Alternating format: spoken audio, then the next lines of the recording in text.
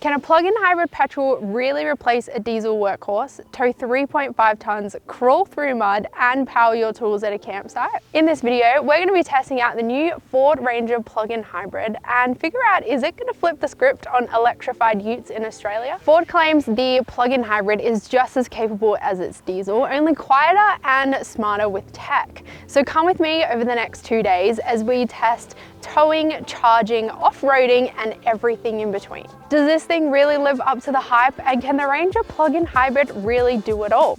Let's find out.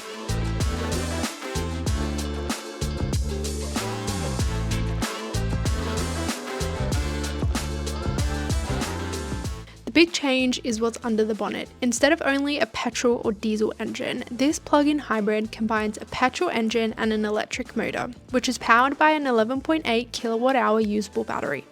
For those unfamiliar with plug-in hybrid tech, it means this Ranger can drive short distances using just its electric motor with no fuel at all, and then lean on its 2.3 litre turbo petrol engine for longer trips or when you need just a little bit more grunt.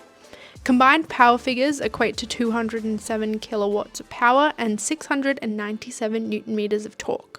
Ford says you can drive up to 45 kilometers on electric power alone, and this could be your school run, your work commute, or your weekend errands without touching a drop of fuel. It's worth noting, on the launch, we managed to average around 34 kilometers to 37 kilometers per electric vehicle recharge, so it just depends on the driving and how you're going to use the vehicle as to what your electric range will be. You can charge the Ranger PHEV a couple of ways. First, you can use the onboard modes inside the car and select EV charge.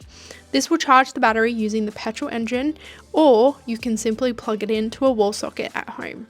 According to Ford, it takes around 5 to 7 hours to charge the battery using a 240 volt wall socket. There are 3 other EV modes, which include EV only, which as it says will use the electric motor only, auto EV, which will let the car decide, similar to a hybrid, and EV Save, which is holding the EV battery percentage for later by relying on the petrol engine only. One standout feature for most plug-in hybrids is their V2L or vehicle-to-load capabilities. This allows appliances like the coffee machine, a kettle, or even a toaster to be plugged in the car straight through a 240 volt socket. This will draw power from the electric battery, meaning you can power tools and appliances on the go. To allow for the battery, Ford has reduced some of the tray space to compensate for the battery. This will be slightly annoying if you rely on a flatbed for pallets or goods, as there's a slight bump in the tray now.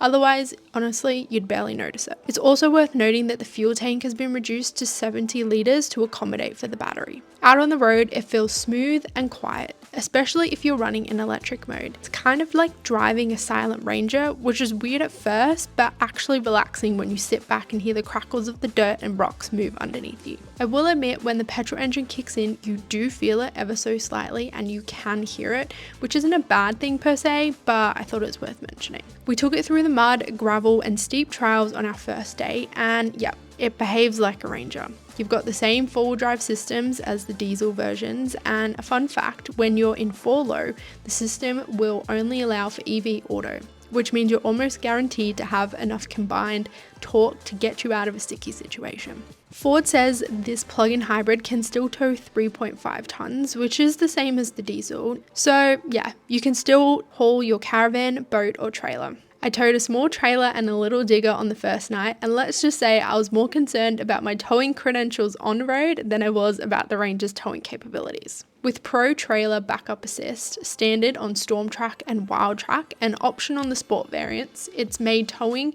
and feeling safe on the road that much better.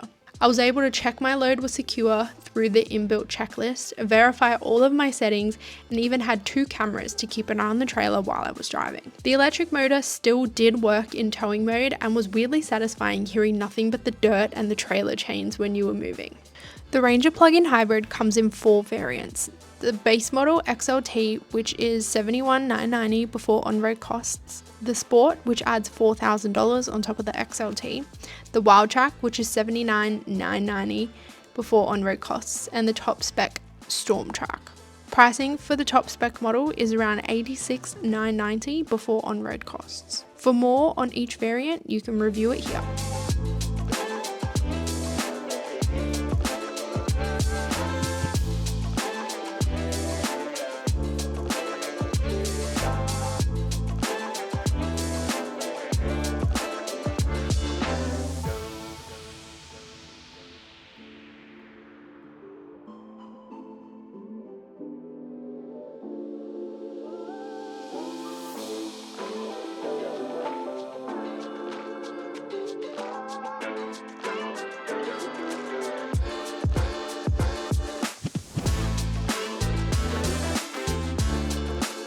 So is the Ranger plug-in hybrid a legit option for tradies, families or adventurers?